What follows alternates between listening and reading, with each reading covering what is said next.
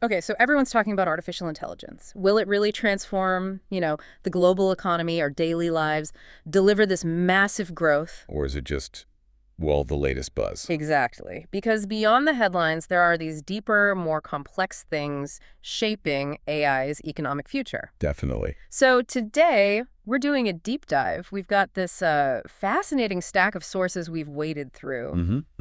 And our main guide here is a special report from The Economist. It's called Eureka, All Day Long, from their late July 2025 edition. Yeah. And it really lays out a whole spectrum of views. You've got the super optimistic forecasts, but also some, let's say, more cautious analyses. Okay, so our mission today, basically to pull out the most important nuggets, the key facts, maybe some surprising stuff about AI and economic growth. Yeah, looking at historical parallels, those big shifts in the job market, what kind of investment is really needed. And the sort of wider ripples through the economy. Okay, let's unpack this then. Do it. So, starting with the hype. I mean, you look at Silicon Valley, and it feels like the answer's a definite yes. Some predictions are just huge. Oh, absolutely. Mind-boggling, really. They're talking AI potentially lifting annual global GDP growth by, 20-30%? Maybe even more. Yeah, which is just an enormous jump from where we are now. It really is. So maybe put that in perspective for us. Historically. Okay, sure. To really get that scale, think back, way back, like 1700 to 1820. Right, Industrial Revolution time. Exactly. Spinning jenny, steam engine, all that. Back then, global GDP growth sped up to maybe 2.8% a year. Okay. Which sounds small now, but compared to the century before that, it was barely 1.1%. Wow, so more than double the previous rate. Yeah. And before that, it took like 1,000 years for growth to double. After these inventions, just decades, they fundamentally changed the world. So that's the kind of revolutionary potential some people see in AI. That's the comparison they're making. But, and this is interesting, the Economist piece we're drawing on, they were initially pretty skeptical about AI. Oh, really? Why? Well, they drew parallels to the whole productivity paradox we saw with computers, with IT. I remember that. Lots of investment, but the big productivity boom didn't show up everywhere right away. Precisely. The worry was that AI's impact might be the same, maybe not immediate, maybe not universal, kind of stuck in certain sectors. So history may be repeating itself, the insight being less about if it boosts growth, but maybe how long it takes and where it actually shows up. Kind of. Though the article does then argue that AI might be different this time because of its potential for really rapid runaway innovation. Okay, so there's that huge Silicon Valley optimism. But then you mentioned other forecasts. What are those saying? Right. Well, despite that Valley fervor, you look at, say, Goldman Sachs. Their estimate is more like 1.4% added to global annual GDP growth from AI over the next decade. Hold on, 1.4% versus 20 or 30%. Yeah. That's not just a gap, that's a canyon. What explains that? Different assumptions, different models. It seems to be a mix of all those things. Different views on how quickly AI spreads, how deeply it integrates, how much investment actually happens, and maybe just, different levels of sheer optimism. Okay. That leads naturally into one of the biggest, maybe most contentious topics, jobs. Always. Everyone has an opinion, right? AI the job killer, AI the job creator. Does The Economist offer a more nuanced picture? It definitely tries to. It brings in this really crucial distinction, drawing on economists like Darren Acemoglu. Okay. The idea is that AI can be both labor displacing and labor augmenting. It's not just jobs vanishing. Right, it's changing what the jobs are. Augmenting meaning making people more productive. Exactly, like a tool that superpowers certain skills or tasks. Yeah. But the key thing, the insight here, is which effect dominates. Because if AI mostly just automates existing tasks, especially higher paying ones, and shifts people into lower paying jobs, that could actually drag down overall economic growth, even if new jobs appear somewhere else. Ah, I see. Shifting value from high skill to low skill work, potentially. Potentially. And the scale could be significant. The source talks about the BOMO model. Okay, what's that? It's an economic forecasting model, specifically looking at these kinds of labor shifts. And its estimates, pretty sobering. It suggests maybe 50 to 70% of jobs in developed economies could be displaced by AI. 50 to 70%. That's the range mentioned. And not just manufacturing, right? You mentioned. No, specifically hitting middle-class, white-collar roles. The article names things like accountants, lawyers, professions, often seen as pretty secure. Wow. Okay. That's a huge number. It is, and it ties into another point they raise.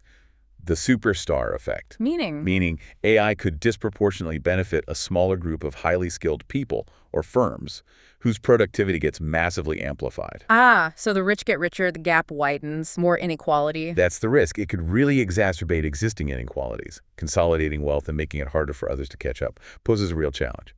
That 50 to 70% number, especially hitting white-collar jobs. Is there any historical parallel for that kind of shift? Or are we really in new territory here? That's a great question. I mean, the Industrial Revolution caused massive shifts, but perhaps not quite at that projected speed or hitting those specific sectors so hard it feels different. And if this superstar effect happens, this widening gap, does the article suggest any ways to counter that? Any policy ideas? It touches on the challenge, certainly. The need for adaptation, retraining, maybe rethinking social safety nets, but concrete solutions. That seems to be still very much an open and difficult question. It flags the issue more than solves it. Okay. So huge potential changes, huge challenges for workers, but none of this happens without fuel, right? Money, investment. Exactly. What kind of scale are we talking about to actually power this AI revolution? Colossal. Truly colossal. It's way beyond just buying more computer chips and servers, although that's a massive cost in itself. Right. Think about the energy needed. These AI models are incredibly power hungry. We need new data centers, huge ones. We need upgrades to the entire digital infrastructure. Any specific examples or numbers? Well, the piece mentions OpenAI's rumored Stargate project, like $50 billion supercomputer initiative they're supposedly planning. $50 billion. That sounds enormous. It is, but the article's point is even that is potentially just a drop in the bucket compared to the global need. Seriously? Yeah. The estimate thrown out is that the annual investment needed globally for AI could be 50 times Stargate's budget. 50 times 50 billion. Wow. We're talking hundreds and hundreds of billions, maybe trillions every year. Easily into the hundreds of billions, potentially trillions across the board over time. That's the kind of scale some analyses suggest is needed. And how is that investment viewed? Is everyone convinced it's worth it? Well, here's that contrast again. Silicon Valley tends to see these huge costs as, the necessary price for exponential returns, for supercharging profit growth, as the article puts it. High risk, high reward thinking. Exactly. But more traditional economic perspectives, also mentioned in the source, are often more cautious. They question the pace of returns, whether the investment will actually flow that quickly and efficiently, and critically, if the benefits will be widely shared. So what happens if that investment doesn't come through as fast as hoped? Or if the returns aren't immediate? That could definitely slow things down. It could dampen that explosive growth forecast, maybe create bottlenecks where other industries are waiting on AI advancements that just aren't ready or affordable yet. Yeah, it sounds like a major hurdle. It's not just about inventing the tech, it's about funding and building the entire ecosystem. Absolutely. A massive capital flow question. Okay, so we've hit the big forecasts, the jobs impact, the investment scale. Let's zoom out a bit more. What about the bigger economic picture? Market structures, prices, how we even measure all this? Right. Well, one key thing that comes through is the potential for much greater market concentration, like winner-take-all dynamics. More monopolies or oligopolies? Potentially. The article points out that Silicon Valley firms are already dominating the AI space. AI could just turbocharge that trend. We've seen that movie before in tech, haven't we? A few giants get really big. Exactly. They can absorb smaller companies or just make it incredibly tough for new competitors to emerge. So it raises big questions about competition policy, antitrust. Do the old rules still work? And what about prices? If AI makes things more efficient, does that mean lower prices for us? It's a double-edged sword, according to the analysis. On the one hand, yes, AI could drive incredible efficiency, potentially slash in production costs. That could lead to lower prices. Okay, the optimistic view. But on the other hand, if you get that market concentration we just talked about, those dominant winner-take-all firms might just capture that value for themselves. Ah, so even if their costs go down, they might not pass the savings on. They could keep prices high or even raise them because there's less competition. That's the risk. More efficiency doesn't automatically mean lower consumer prices if market power increases significantly. And you mentioned measurement challenges. Yes, this is a really tricky one. Our main way of measuring the economy, GDP, mostly tracks things that are paid for. Right. Goods and services sold.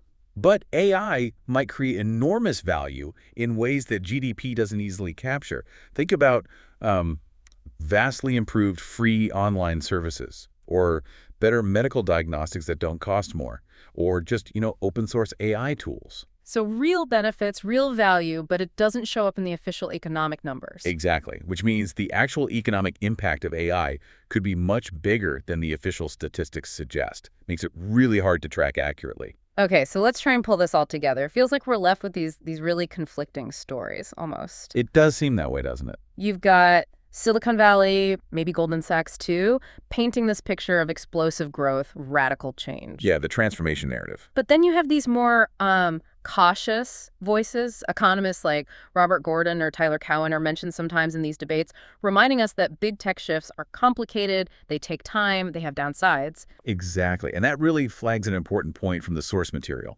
AI's economic impact.